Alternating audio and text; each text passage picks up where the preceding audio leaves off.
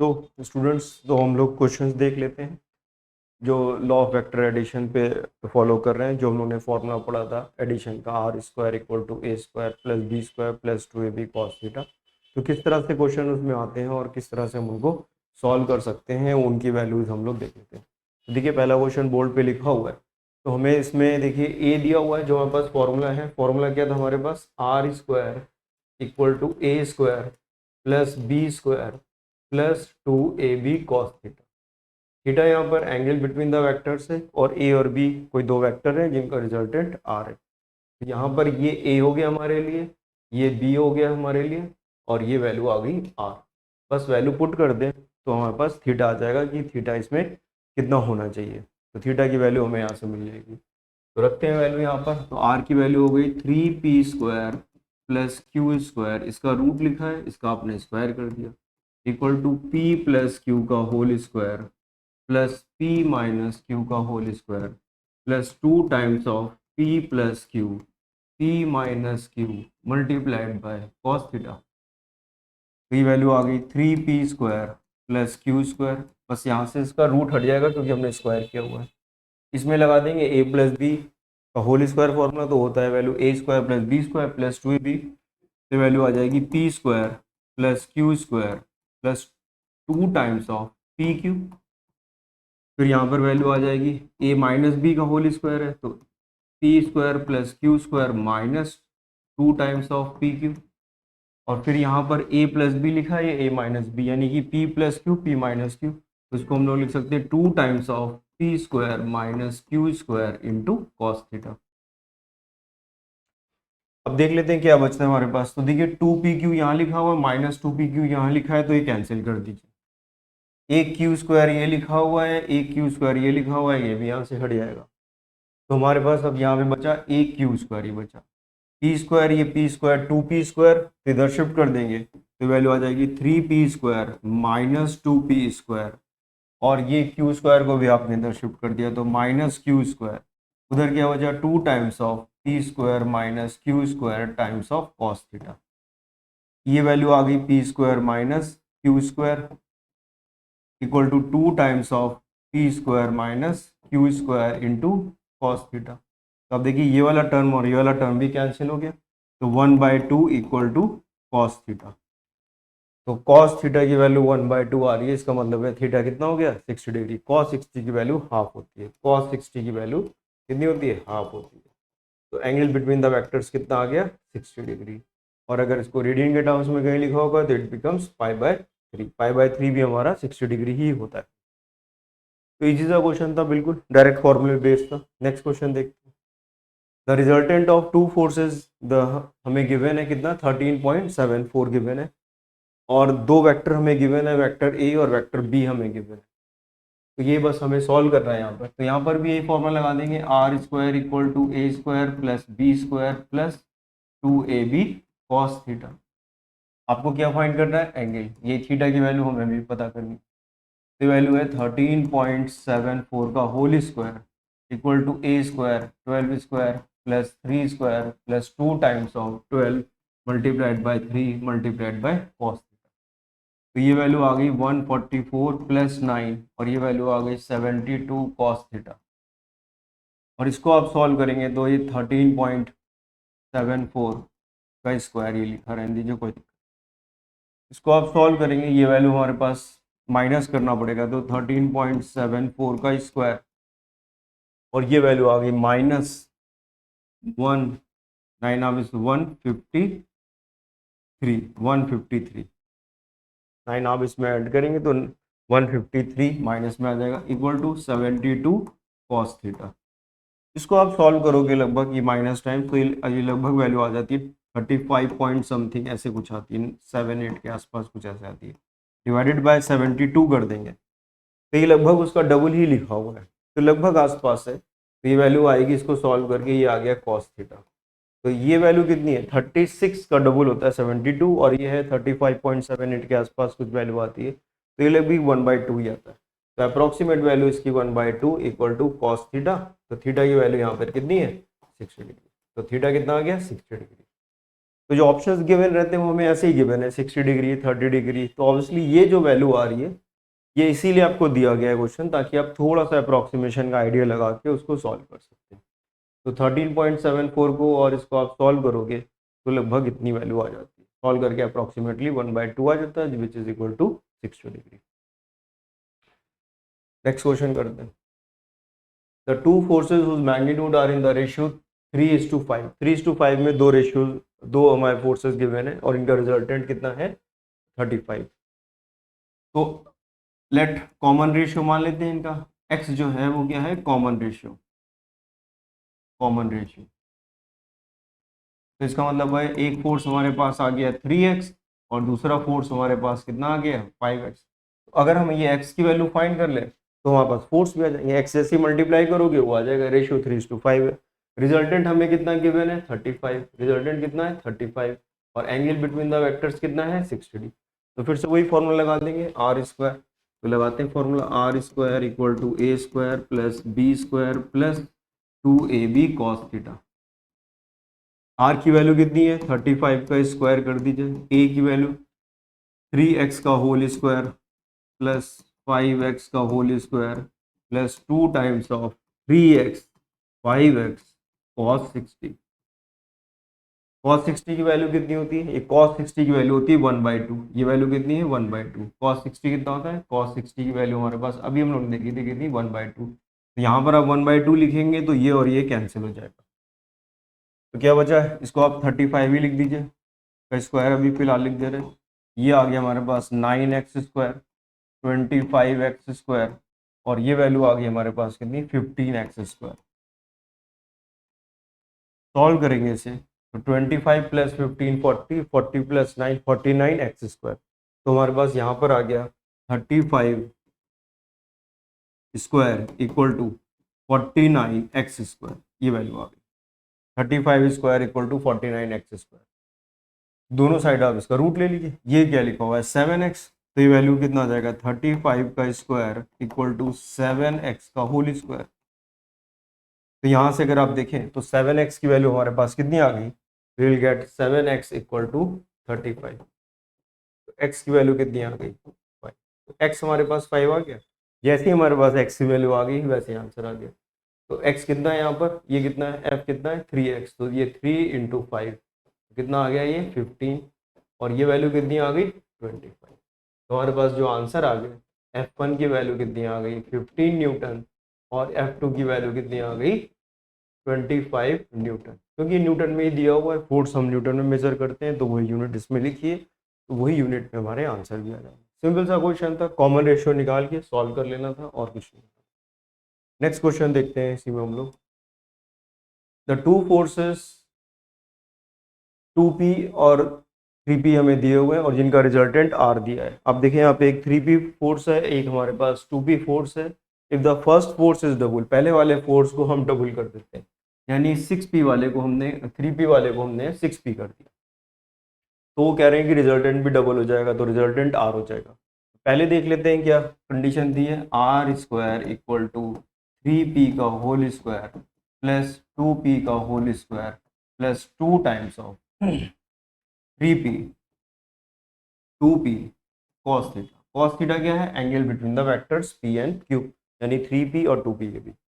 अब अगर केवल हम मैग्नीट्यूड को इंक्रीज करते हैं यानी 3p की जगह 6p कर देते हैं तो एंगल चेंज नहीं होगा, केवल हमने मैग्नीट्यूड को ही इंक्रीज किया, केवल एक वेक्टर के मैग्नीट्यूड को बढ़ाया, तो angle between the vectors change नहीं होगा। तो ये कह रहे हैं कि दूसरी कंडीशन में क्या कह रहे हैं कि दूसरी कंडीशन में ये कह रहे हैं कि फोर्स को, ये वाले फोर्स को 3p वाले फोर्स को हम लोग ने डबल कर दिया, इसको 6p कर दिया, तो रिजल्टेंट 2r हो जाता है। यहाँ पे दूसरी कंडीशन लिख लेते हैं 2r का स्क्वायर 6p का स्क्वायर, बाकी कुछ नहीं चेंज किया है, तो ये सब आप वैल्यू एज इट इज रख दीजिए, लेकिन यहाँ जहाँ जहाँ 3p था वहाँ पर आप 6p कर दीजिए और angle between the vector same रहेगा। तो ये फर्स्ट कंडीशन आ गई, ये सेकेंड कंडीशन। इन दोनों को ही हम लोग को सॉल्व करना है यहाँ पर। तो पहले जरा नीचे वाली सॉल्व कर लेते हैं, तो ये वैल्यू आ गई यहाँ पे कितनी 4r स्क्वायर ना 4r स्क्वायर, ये कितना आ गया 36p square plus 4p square plus ये वैल्यू कितनी आ गई हमारे पास 4 6p² इंटू कॉस थीटा। इस पूरी इक्वेशन को 4 से डिवाइड कर दीजिए तो r² की वैल्यू कितनी आ गई यहाँ पे 4, ये हो गया 9p², ये वैल्यू आ गई p², और ये वैल्यू आ गई हमारे पास 6p² कॉस थीटा।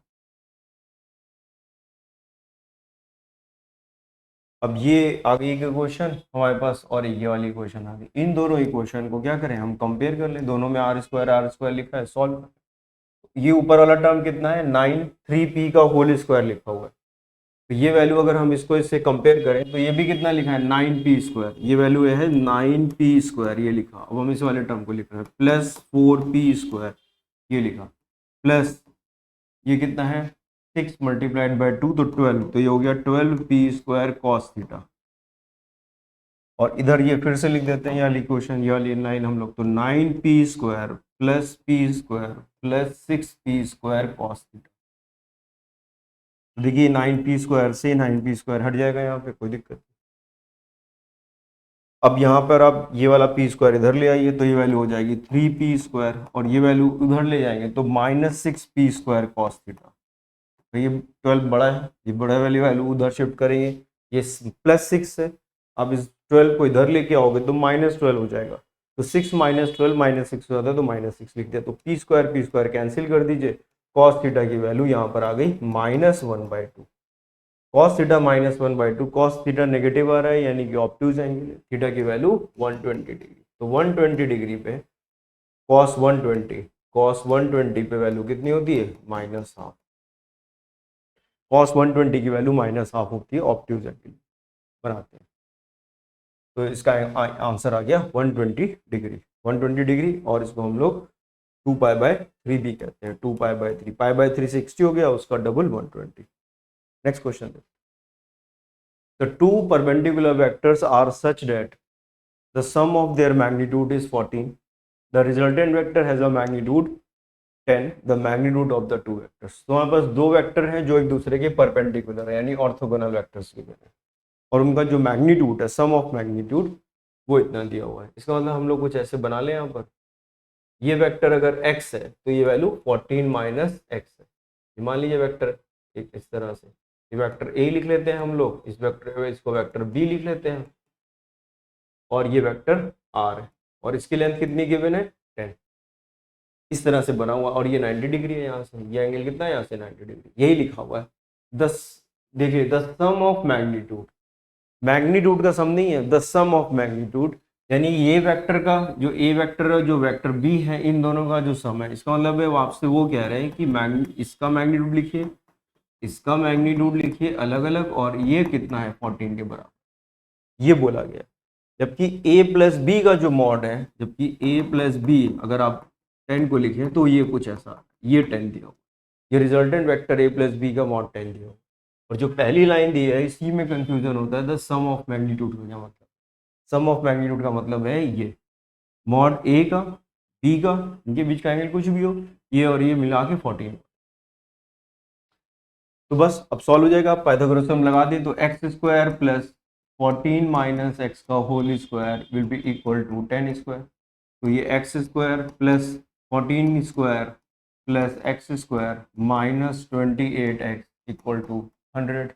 तो ये वैल्यू आ गई हमारे पास 2x² - 28x, और ये आप इधर शिफ्ट कर देंगे तो ये वैल्यू हो जाएगी 196 - 100 इक्वल टू 0। तो ये हो गया 2x² - 28x, तो सॉल्व करेंगे तो +96 इक्वल टू 0। 2 से डिवाइड कर दें, x² - 14x, और ये वैल्यू आ गई हमारे +48 इक्वल टू 0। फैक्टर्स कर दें, x² - 6x - 8x + 48 equal to 0। इसके फैक्टर हो जाएंगे, 48 के 6 × 8 48 हो जाता है।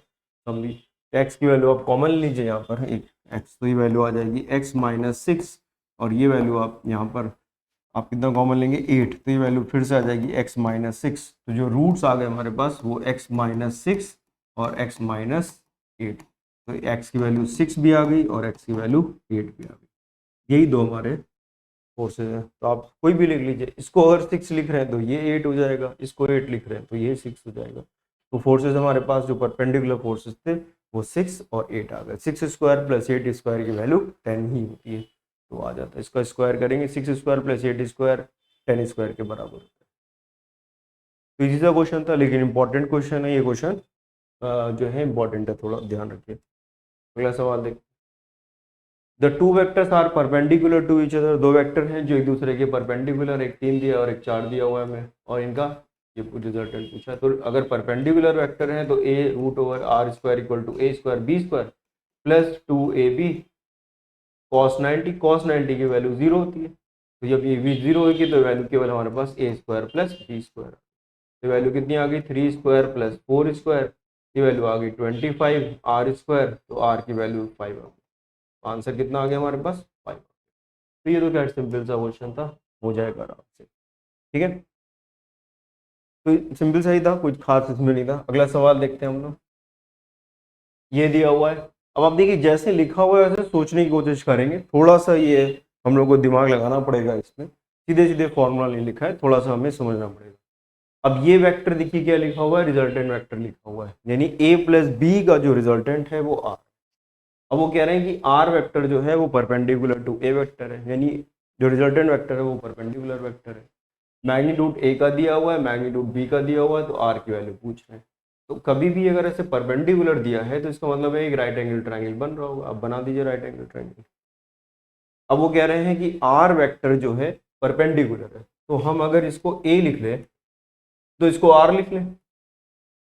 तो आप a वेक्टर अगर ड्रॉ करना है आपको तो ऐसे ड्रॉ कर दीजिए a वेक्टर, फिर b वेक्टर हमारे पास ये आ गया, ये b वेक्टर आ गया, ये a वेक्टर b वेक्टर, और फिर ये यहाँ से इस पॉइंट से डायरेक्टली आपने इसको ज्वाइन कर दिया तो रिजल्टेंट वेक्टर r आ गया, ठीक है। तो ये a वेक्टर हमने ऐसे ड्रॉ किया, b वेक्टर ऐसे ड्रॉ किया, और ये r रिजल्टेंट हमारे पास ऐसे आ गया, ये r आ गया रिजल्टेंट हमारे। तो इस तरह से हम लोग ये रिजल्टेंट, तो कभी भी ऐसा हो तो इसी तरह से सोचना है, ये रिजल्टेंट वेक्टर है, आर परपेंडिकुलर है वेक्टर के, और अब बस वैल्यूज आपको गिवन है, वो वैल्यू यहाँ पे आप आराम से पुट कर दीजिए। तो आपको ए की वैल्यू गिवन है, ये लेंथ कितनी है 3, ये वाली लेंथ बी वाली कितनी गिवन है 6, ये आपको फाइंड करना है। तो ये हाइपोटेन्यूज 6 गिवन है, बेस 3 गिवन है, तो पाइथागोरस थ्योरम लगा देंगे। तो 6 स्क्वायर माइनस 3 स्क्वायर का रूट कर दें अगर, तो ये वैल्यू आपके पास आर का, ठीक है। ये 3 स्क्वायर प्लस आर स्क्वायर की वैल्यू 6, पाइथागोरस थ्योरम लगा दिया सिंपल सा। तो ये वैल्यू कितनी आ गई 36 माइनस 9 इसका रूट, ये वैल्यू आ गई 25, तो आर इसका रूट, तो आर की वैल्यू कितनी आ गई 5, तो 5 हमारा जो है यहाँ पर आंसर आ गया। सिंपल सा क्वेश्चन था बस, लेकिन आपको ये जो टर्म लिखा हुआ है ये समझ में आना चाहिए। नेक्स्ट क्वेश्चन करते हैं। अब देखिए if a plus B equal to R, अब फिर से देखिए ये दिया हुआ है कि r जो है रिजल्टेंट वेक्टर है। फिर इसके बाद क्या कह रहे हैं, ये मैग्नीट्यूड होना चाहिए यहाँ पर, तो आप इसको मैग्नीट्यूड लिखिए। तो मैग्नीट्यूड ऑफ आर, एक वेक्टर को किसी मैग्नीट्यूड से कंपेयर नहीं करें, तो मैग्नीट्यूड ऑफ आर जो है वो मैग्नीट्यूड ए के बराबर है। तो आर का जो मैग्नीट्यूड है वो ए के बराबर, और बी की वैल्यू जो है वो root over magnitude of R square plus A square. अब आप बताइए अगर हमने कुछ चीज़ ऐसे लिखा हुआ है A square plus B square equal to C square, तो दिमाग में क्या आता है, दिमाग में यही आता है कि ये एक दूसरे के परपेंडिकुलर होंगे, कौन ए और बी एक दूसरे के परपेंडिकुलर होंगे, पाइथागोरस थ्योरम में लिखी हुई है यहाँ पर। तो यहाँ पर अगर आप इसको देखो तो हम इसको लिख सकते हैं B square equal to R square plus A square. बताइए, तो इसका मतलब है कि आर और ए आपस में कैसे होने चाहिए, परपेंडिकुलर होने चाहिए। यहाँ से जैसे आप कहते हो ए और बी परपेंडिकुलर, तो इसका मतलब है कि इस इक्वेशन से हमें ये पता लग रहा है कि आर और ए आपस में परपेंडिकुलर है, और उनका जो मैग्नीट्यूड है रिजल्टेंट, वो रिजल्टेंट तो ये है आर, लेकिन जो बी का वैल्यू है वो आर और ए आपस में परपेंडिकुलर होने की बात निकलता है, और आर और ए का मैग्नीट्यूड बराबर है। तो अगर फिर से हम लोग ऐसे ड्रॉ कर लें वेक्टर, तो आप बताइए ये रिजल्टेंट वेक्टर आ गया, ये वेक्टर ए आ गया हमारे लिए, ये वेक्टर हमारे लिए बी आ गया। आप देखिए कंडीशन फॉलो हो रही है, आर और ए अगर परपेंडिकुलर है, जो भी पिछला क्वेश्चन हम लोगों ने किया है, सेम वही रिलेशन आ रहा है यहाँ पर। अब बस उन्होंने क्या रखा है कि ए और आर की वैल्यू सेम है, ये 90 डिग्री है, ये वाली वैल्यू मान लीजिए एक्स, तो ये वैल्यू भी मान लीजिए आप एक्स, ठीक है। तो एंगल बताना है आपको, आर और ए की वैल्यू बराबर, तो ये वैल्यू एक्स, ये वैल्यू एक्स, तो वैल्यू आ जाएगी हमारे पास, कितनी वैल्यू आ जाएगी, angle between A and B. तो ए और बी के एंगल बताना है, तो बताना ये एंगल कितना है 45 डिग्री, और ये वाला एंगल भी कितना है 45 डिग्री ट्राइंगल के हिसाब से। किसी ट्राइंगल में, राइट एंगल ट्राइंगल में अगर ये साइड और ये साइड इक्वल हो जाती है तो ये एंगल भी 45 आ जाता है और ये एंगल भी 45 हो जाता है। ये तो अभी ट्राइंगल की बात करिए, अभी हम लोग को निकालना है angle between the vectors. Angle between the vectors देखिए हम लोग ने पढ़ा था, ये तभी निकाल सकते हैं जब ए और बी, ये ए दिया हुआ है ये बी दिया है, दोनों की टेल अगर कोइंसाइड कर रही है तभी हम angle between the vectors theta define करते हैं। तो अभी तो हम लोग ने इसकी ज्योमेट्री का हिस्सा देख लिया कि किस किस तरह से ये चीज़ें हमारे पास यहाँ पर हो रही हैं। अब देखते हैं कि इसको ड्रॉ करते हैं कि वेक्टर कौन सा है। तो ए वेक्टर ये हमारे पास है, तो इसको ड्रॉ करेंगे अगर हम तो आप कहोगे कि वेक्टर ए जैसा भी किया था, ए वेक्टर ये हमारे पास है, रिजल्टेंट वेक्टर आर ये हमारे पास है, और बी वेक्टर ये हमारे पास, ये बी वेक्टर है, ये वाला बी वेक्टर है, और ये ए वेक्टर। आपको ए और बी के बीच का एंगल बताना है, लेकिन हमें तो ये एंगल पता है 45, लेकिन ये दोनों की टेल तो कोइंसाइड नहीं हो रही। तो क्या करना पड़ेगा, इस ए वाले वेक्टर को हम थोड़ा आगे शिफ्ट कर देंगे, इस ए वाले वेक्टर को हम क्या करेंगे आगे शिफ्ट कर देंगे। तो इस ए वाले वेक्टर को जब आपने आगे शिफ्ट किया, इस वाले वेक्टर को हमने क्या करा आगे की तरफ शिफ्ट कर दिया, इसकी जो टेल थी, ये जो टेल थी इसको यहाँ तक लेके आ, तो ये वेक्टर हमारे पास आगे आ गया शिफ्ट हो गया। और ये वेक्टर बी हमारे लिए, ये एंगल 45 है, तो एंगल बिटवीन द वेक्टर्स क्या हो गया, ये हो गया एंगल बिटवीन द वेक्टर्स। दोनों की जब टेल कोइंसाइड करती है तब जाके एंगल बिटवीन द वेक्टर्स हम सॉल्व करते हैं इस तरह से। यहाँ पर क्या हो रहा था, इसका हेड था और इसकी टेल थी, तो इसलिए वहाँ पे थीटा में नहीं मिलेगा, ये ज्योमेट्री से 45 आ रहा है। तो ये पूरा एंगल कितना था 180, और ये वैल्यू कितनी आ गई 180 माइनस 45। 180 माइनस 45 कितना होता है 135। तो इसका आंसर कितना आ गया 135। ये बहुत अच्छा क्वेश्चन था, इसमें स्टूडेंट्स बहुत कंफ्यूज आते हैं। तो ये 45 डिग्री ना होके 135 डिग्री होगा। इसमें आपको एंगल बिटवीन द वेक्टर्स का कॉन्सेप्ट बिल्कुल क्लियर होना चाहिए।